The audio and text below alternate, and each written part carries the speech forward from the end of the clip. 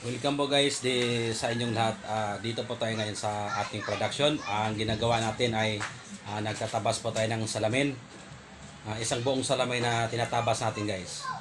Shout out nga pala sa lahat ng aking mga subscriber, lalo sa mga viewers natin sa walang sawang panonood sa aking video. Maraming salamat sa inyong lahat. Bali guys, ito po yung tabasin natin na buong salamin. Reflective green siya. Itong nakikita nyo sa harapan, ito yung mirror, yung reflective green nasa bandang likod. So bali, ito yung cut size na tinabas natin para sa ating sliding door. Ayan, kung makikita nyo, reflective green po yan. 1/4 reflective green. Yan kung makikita nyo. Pagka binaliktad natin, ito yung mirror sa kabila. So ikukumpara natin dito sa original na mirror na hindi sa reflective, ano talaga siya, mirror na pangmukha talaga. Yan, kung makikita nyo guys, tingnan yung likod. Ito yung mirror natin na design talaga na para pangmukha. Ang pinagkaiba kasi dito, ito pag dinampian natin, medyo kumbaga makunat siya guys, makunat. So ikukumpara mo dito sa tunay na mirror, smooth po siya, madulas, wala siyang sabit. Ngayon, ang gagawin natin kasi kadalasan, lalo sa mga beginners na ito yung pinagdidebatihan,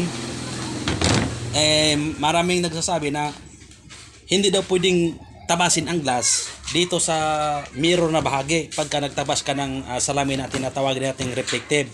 Ang sabi nila, talagang tinatabas yung reflective dito siya sa dikulay.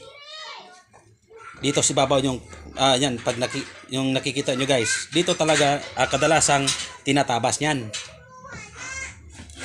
Pag dito walang malamang yung iba tumatabas din dito, pero kadalasan na nakikita natin dito sa bandang likod, dito sa tinatawag nating reflective green.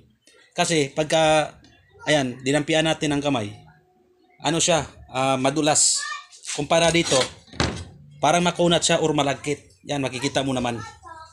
So kumpara dito sa tunay na mirror o salamin sa mukha, halos wala siyang sabit. Smooth talaga siya, madulas na madulas. So ang gagawin natin, ipakita natin na kung kaya ba siyang tabasin dito sa mirror. Kasi ito yung pinagdidebatihan sa karamihan. Ngayon ipapakita natin. Yung tabasin natin, buong salamin. Yung sukat niya ay 4 feet by 7 feet yung tabasin natin. Ngayon, pagka nagkamali, wala na po tayong magagawa dyan. At least, mapatunayan natin sa mga viewers natin o sa mga subscriber na pwede siyang tabasin sa mirror na bahagi, yung reflective na salamin. Okay.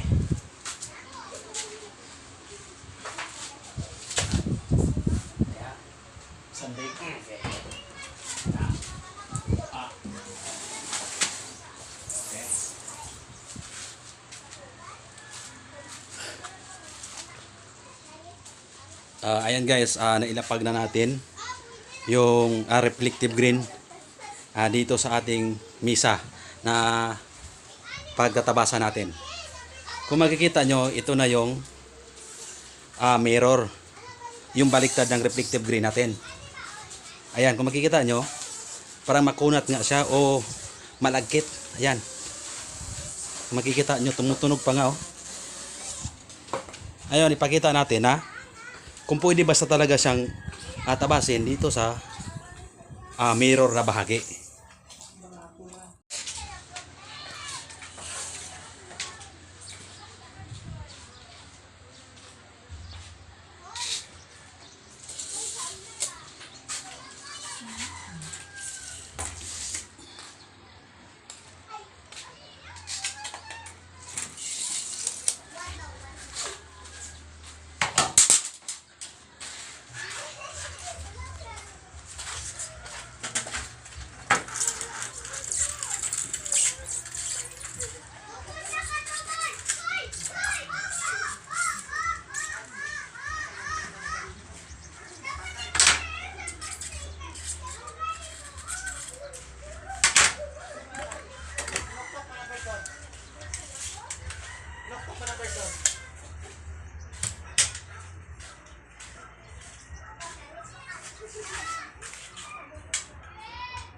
Yan.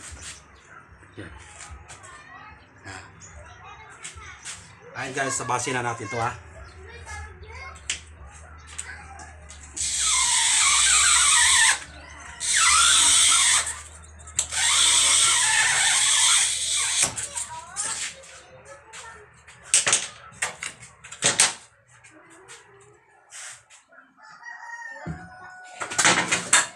Mangat lang yung para ano. Mangat lang mo. Iangat lang ako na magsampa. Sige, angat.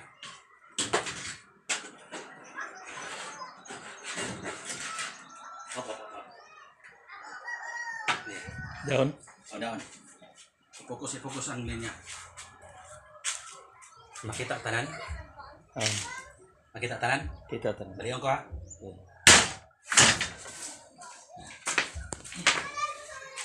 So, ayan po guys, nakita nyo. Perfect yung ginawa natin. Walang cut yung camera natin guys. Siguro malalaman nyo naman kung kinat natin yon o hindi. Ayan. Nakita na talaga natin na kaya palang tabasin yung reflective o kahit anong reflective. Reflective blue, reflective green na pwede isang tabasin dito sa mirror. Hindi lang na pwede isang tabasin sa kabila, yung sa may kulay green, o pwede isang tabasin dito sa mirror guys. Kung nakikita nyo. So kahit na medyo makunat siya, pero natabas natin. Successful yung ginawa natin. Ayan po. So, sana po sa bidyong ito ay may natutunan kayo sa mga, lalo na sa mga beginners na kadalasan nagdedebate na sabihin nila hindi pwede na tabasin dito sa bandang mirror yung mga reflective, o yung iba naman nagsasabi na talagang doon lang magtataba sa makintab na bahagi. Pero ayon sa nakikita nyo ay pwede isang tabasin kahit baliktaran pa guys. So, maraming salamat sa inyong panonood. God bless po sa inyong lahat. Siya nga pala guys, siya pala yung cameraman natin kanina na habang tatabas tayo ng salamin. So maraming salamat sa inyo brothers